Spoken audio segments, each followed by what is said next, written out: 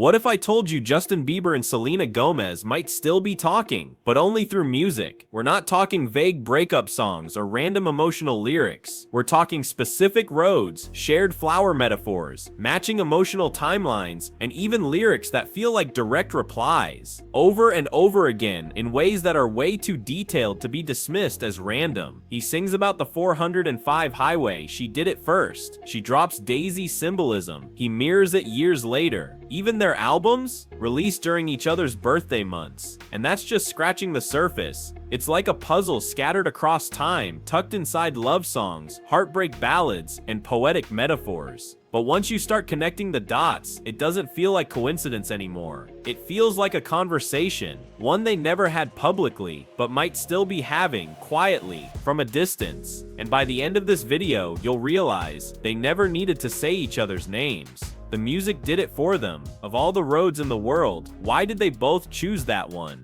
On Justin Bieber's latest album Swag, there's a track called 405. He paints a moody, intimate picture, 100 on the dash with your ass in the passenger seat, blue sky painted red. It's cinematic, romantic, the kind of line that makes you feel like you're right there. Top down, sunset glowing. But here's the thing, years before Justin ever dropped that song, Selena Gomez had already sung about that same highway. In Camouflage, she whispered something a whole lot heavier, riding alone on the 405 and life's so fragile. Then she hits you with, I'll never tell you just how I felt. You might just not care. That's not just heartbreak. That's devastation. One song is about presence, the other about absence. One's in love, the other's in grief. And yet, they both chose the 405. Not a metaphor, not a general reference. A specific stretch of road in California. The same one. And the deeper you look, the more it feels like that freeway became the silent witness to their entire story. Their highs, their lows, their love, and their silence, all mapped onto that highway. So the question becomes, did Justin just randomly bring up a road Selena happened to mention a decade ago?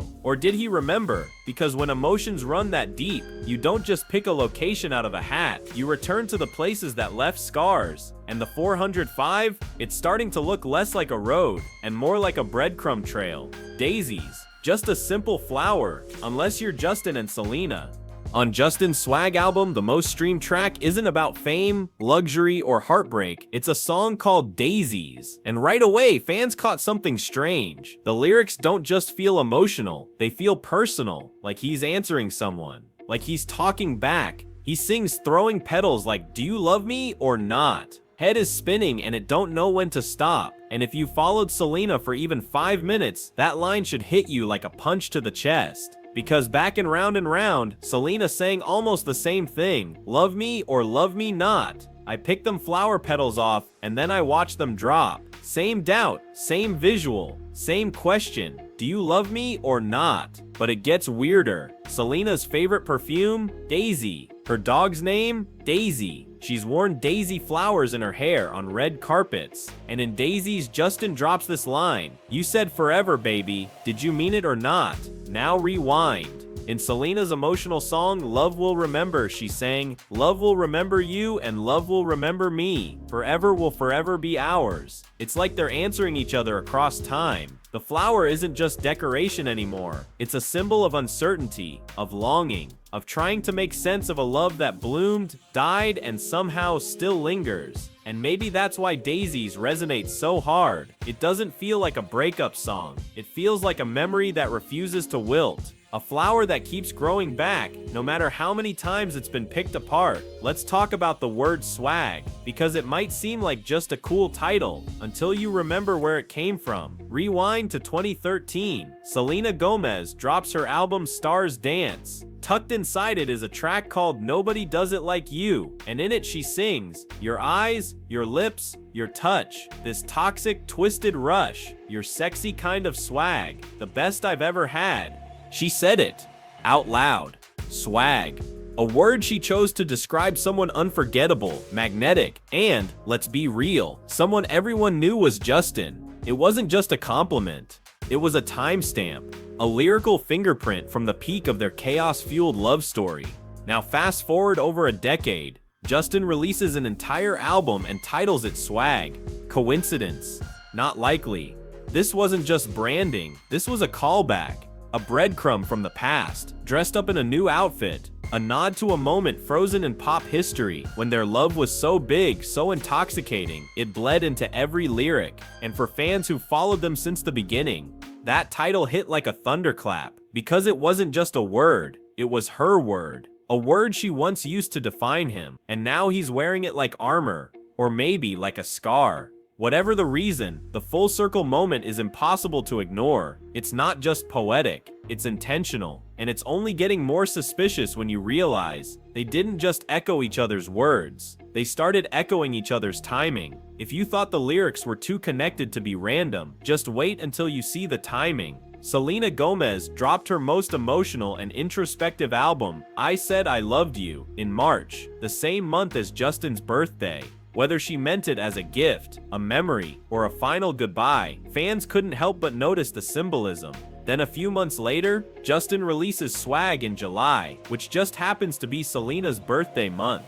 Now maybe that's nothing. Maybe they're just artists putting out music when it's ready. But come on, both of them choosing to drop their most vulnerable projects in the exact months tied to each other's birth. That's not just timing, that's emotional precision. These aren't dance singles or throwaway tracks. These are projects filled with reflection, pain, nostalgia, and love. They sound like pages ripped straight from their journals. So when Justin chooses to release Swag in July, knowing full well the world still links him to Selena, it starts to feel like more than strategy. It feels personal, almost like a quiet message. I didn't forget, I remember your day, and that kind of soft, indirect gesture. It says more than a headline ever could, because maybe they're not speaking out loud anymore. But their timing, it's still perfectly in sync. You know how some symbols just keep showing up, even when no one says a word. For Justin and Selena, it's butterflies. On Justin's Swag album, there's a track called Butterflies, and the hook repeats over and over. These butterflies won't go away. It's anxious. It's raw. That fluttering in your chest that won't settle, not because of nerves, but because of something unfinished. Something still there. Now rewind to 2020. Selena releases the Rare music video, and floating around her,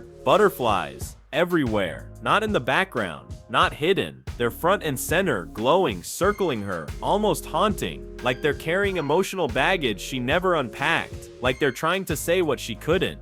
And here's where it gets even more surreal. Just months after Selena's butterfly-filled video drops, Justin launches his Justice Tour, and what flashes on the screen when he walks out? Giant, glowing blue butterflies. 3 artists could use butterflies, and nobody blinks. But 2 people, with that much history, weaving the same exact symbol into their most emotional work, again and again. That's no coincidence.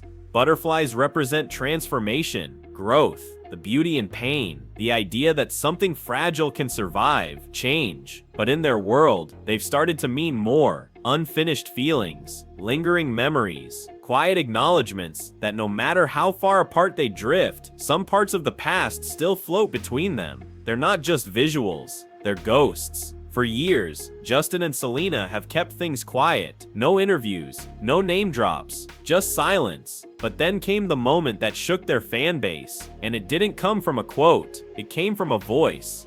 Selena drops a track called Talk, and almost immediately, the internet catches fire. The vocals, distorted, echoed, shifted, and at one point so low and processed, fans swear it sounds like Justin himself. Your arms around me.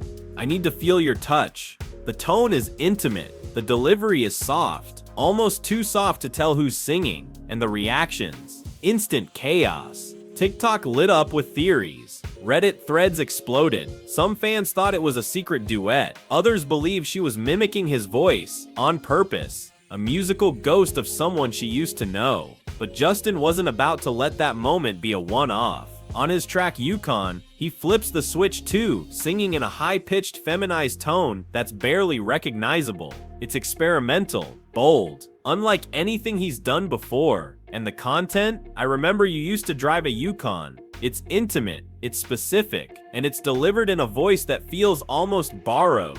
Suddenly, both of them are playing with their vocal identity, blurring gender, tone, and texture in a way that feels less like artistry and more like they're speaking in a language only the 2 of them understand. These aren't just production choices, they feel like mirrors, 2 voices, twisting, morphing, reaching across time and silence, but never quite touching. And that's what makes it so powerful. They never say each other's names, but it still feels like they're responding. Let's stop pretending this is all random. The same highway, the same pedals, the same butterflies, dropped albums, altered voices, and birthday release dates. This isn't just parallel artistry, it's a pattern. And the deeper you dig, the clearer it becomes. Justin and Selena might still be in conversation, just not out loud. Every lyric feels like a half-written text. Every metaphor like a memory they never let go of. They're not naming names, but everything else is screaming, loud.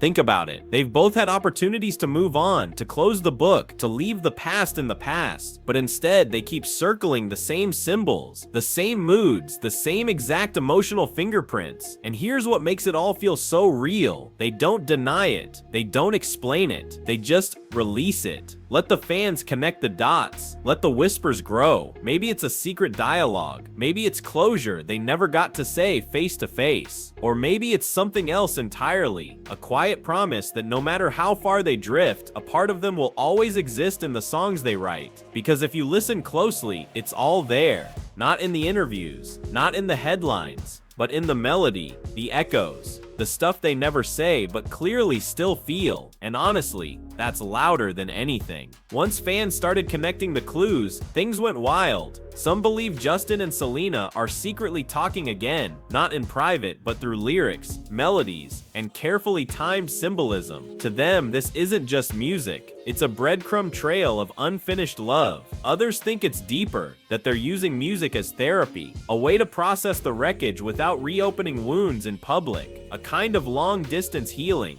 an unspoken truce. Then there are the skeptics who call it calculated PR, that the daisy references, the butterflies, the 405, all carefully planted Easter eggs designed to ignite fan nostalgia and drive streams. But here's the thing, even they can't deny how powerful it is. Because whatever the intent, it's working. Fans are digging through old albums, decoding lyrics, syncing timelines like detectives on a case. TikToks breaking it all down, rack up millions of views. Twitter threads spiral into conspiracy. Reddit's overflowing with breakdowns, comparisons, and emotional essays. It's no longer just a breakup, it's a shared mythology. Two people who fell apart in front of the world, now possibly reconnecting through sound, silence, and symbols. Not to reunite, but to remember. And the effect? Emotional, addictive. Almost spiritual, because deep down, people aren't just watching for gossip, they're watching for signs that something that intense doesn't just vanish, that maybe, just maybe, even when love ends, something beautiful stays behind. And in Justin and Selena's case, that something might be playing on loop, right in your headphones. By now, you've seen it all. The road, the petals, the perfume, the butterflies, the voices, even the birthdays. At first glance, it might have looked like coincidence, a few lyrical overlaps, a handful of matching metaphors, but when every detail starts pointing in the same direction, it stops being random. It starts feeling like a conversation, not loud, not obvious, but deeply intentional.